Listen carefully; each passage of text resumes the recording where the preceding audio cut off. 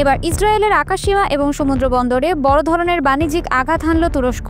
গাজায় চলমান বর্বরতার জন্য তুরস্ক তাদের আকাশসীমা বন্ধ করে দিয়েছে ইসরায়েলের জন্য। পাশাপাশি ইসরায়েলের কোনো জাহাজ তুরস্কে ভিড়তে পারবে না বলেও ঘোষণা দেওয়া হয়েছে। এটিকে ইসরায়েলের জন্য মারাত্মক বাণিজ্যিক আঘাত বলে মনে করছেন বিশ্লেষকরা। গাজায় চলমান যুদ্ধের প্রতিবাদে ইসরায়েলের সঙ্গে তুরস্ক সব ধরনের অর্থনৈতিক ও বাণিজ্যিক সম্পর্ক সম্পূর্ণ ছিন্ন করেছে বলে জানিয়েছে দেশটির পররাষ্ট্রমন্ত্রী হাকান ফিদান। ইসরায়েলের উড়োজাহাজের জন্য তুরস্কের আকাশসীমাও বন্ধ করে দেওয়া হয়েছে বলে জানান তিনি। শুক্রবার তুরস্কের পার্লামেন্টে গাজা বিষয়ক এক বিশেষ অধিবেশনে বক্তব্য দেওয়ার সময় পররাষ্ট্রমন্ত্রী ফিদান এসব কথা বলেন। তুর্কি পররাষ্ট্রমন্ত্রী বলেন, ইসরায়েল 2 বছর ধরে গাজায় গণহত্যা চালিয়ে আসছে ও বিশ্বের চোখের সামনে মৌলিক মানবিক মূল্যবোধ উপেক্ষা করে যাচ্ছে।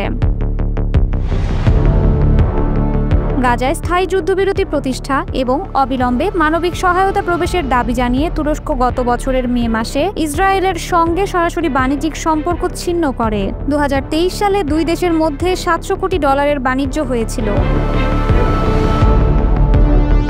গাজায় চলমান যুদ্ধ নিয়ে কোনো রকম রাগঢাক ছাড়াই ইসরায়েলের সমালোচনা করছে আঙ্কারা। তুরস্কের প্রেসিডেন্ট রিসেপ তাইয়েপ এরদোয়ান গাজায় ইসরায়েলের অভিযানকে গণহত্যা বলে আখ্যা দিয়েছেন। তিনি ইসরায়েলের প্রধানমন্ত্রী বেনিয়ামিন নেতানিয়াহুকে নাৎসি জার্মান শাসক অ্যাডলফ হিটলারের সঙ্গেও তুলনা করেছেন। পররাষ্ট্রমন্ত্রী ফিদান বলেন, আমরা ইসরায়েলের সঙ্গে আমাদের বাণিজ্য সম্পূর্ণভাবে বন্ধ করে দিয়েছি। আমরা তুর্কি জাহাজগুলো ইসরায়েলি বন্দরে যেতে দিই না, তাদের উড়োজাহাজও আমাদের আকাশসীমায় প্রবেশ করতে দেই না। কয়েক বছর ধরে তুরস্ক ইসরায়েল সম্পর্কে উত্তেজনা বাড়ছে এবং দুই দেশের ক্রমবর্ধমান উত্তেজনাপূর্ণ সম্পর্কের প্রেক্ষাপটে তুরস্কের পররাষ্ট্রমন্ত্রী ইসরায়েলের নিন্দা জানিয়েছেন বলে জানান আল জাজিরার জ্যেষ্ঠ সাংবাদিক রেসুল সেরদার। বিষয়টি ব্যাখ্যা করতে গিয়ে সেরদার আরো বলেন, এটি শুধু গাজায় চলমান মানবিক সংকট নিয়েই নয়, তুরস্ক ধীরে ধীরে ইসরায়েলকে জাতীয় নিরাপত্তার জন্য হুমকি হিসেবে দেখছে।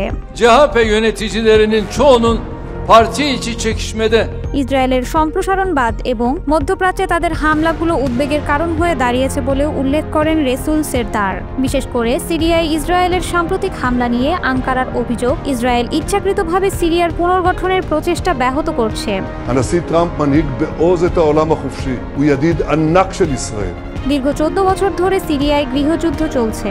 গত বছরের ডিসেম্বরে আহমেদ আল শারার নেতৃত্বে দেশটির বিরোধীরা একজোট হয়ে আকস্মিক আক্রমণ চালিয়ে সিরিয়ার দীর্ঘদিনের স্বৈরশাসক বাশার আল আসাদকে ক্ষমতাচ্যুত করেন। আসাদ রাশিয়া পালিয়ে যান। এর মধ্য দিয়ে গৃহযুদ্ধেরও অবসান ঘটে। রেসুল সেরদার বলেন, আঙ্কারার কূটনীতিকদের ধারণা, যদি ইসরায়েলকে থামানো না যায়, শেষ পর্যন্ত দুই দেশ সরাসরি সামরিক সংঘাতের মুখোমুখি হতে পারে।